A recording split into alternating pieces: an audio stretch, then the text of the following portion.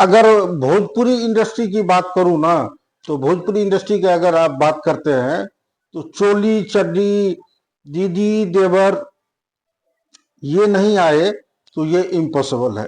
दोस्तों इस वीडियो में मैं यही बात करने आया हूं क्योंकि आप लोगों ने अभी देखा होगा हनी सिंह का एक गाना आया है भोजपुरी में, आपने सुना जरूर होगा। 3 दिन हो गए गाना को रिलीज किए हुए और यूट्यूब पे पूरे 1 नंबर पे ट्रेंड कर रहा है और इंस्टाग्राम पर भी 30 लाख से ज्यादा लोगों ने देखा है और इस पे धपाधप रील पे रील बन रहा है।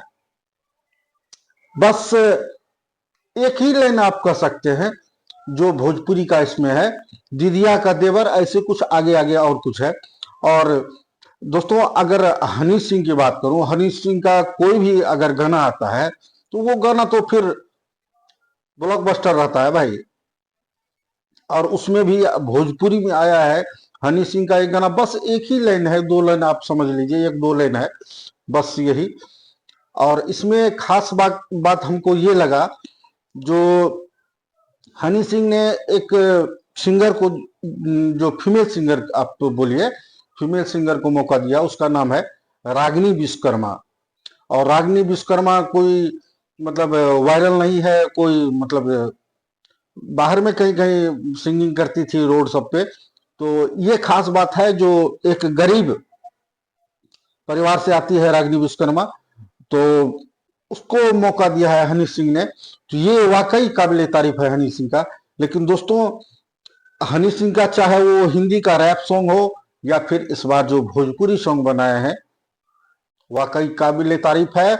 और इतना बज रहा है ना भाई, और तो जो फिल्मी पंडित सब होते हैं ना, वो सब तो ये अनुमान लगा रहे हैं आखिर भाई ये हो क्या रहा है, हनी सिंह आखिरकार भोजपुरी में क्यों आ रहे हैं।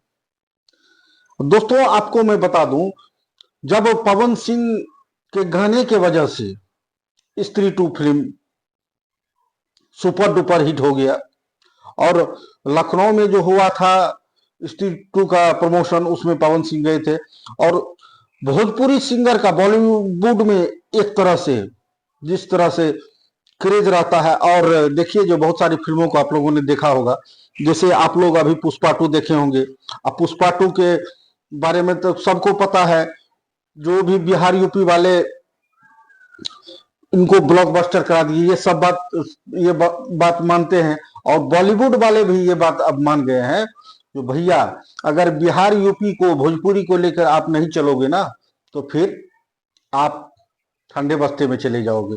इसलिए हनी सिंह है भाई, यो हनी सिंह ऐसे नहीं है। और उन्होंने बखूबी समझा और इसलिए भोजपुरी की तरफ जो है कम बैक किया है हनी सिंह ने। और भोजपुरी समाज के लिए ये बहुत ही अच्छी खबर है। और सबसे अच्छी खबर तो यही है दोस्तों, जो मैंने आपको बता दिया, एक गरीब सिंगर को मौका दिए हनी सिंह अपने गाने में, वाकई काबिले तारीफ है।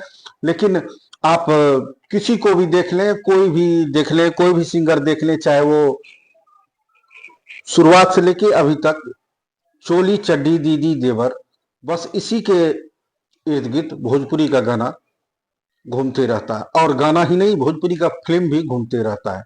इससे बाहर निकल के अभी तक कोई भी सिंगर, हनी सिंह भी आया है तो इसी जाल में फंस के रह गया है, चोली चड्डी दीदी देवर। ऐसा कोई सिंगर अभी नहीं आया जो इससे ऊपर उठ के गाए। तो दोस्तों ये तो भोजपुरी का ट्रेंड है, चोली चड्डी दीदी देवर। बार बाकी मिलते हैं आपसे अगले वीडियो में। बस ये वीडियो मनोरंजन के लिए था, मिलते हैं अगले वीडियो में। जय हिंद जय बिहार।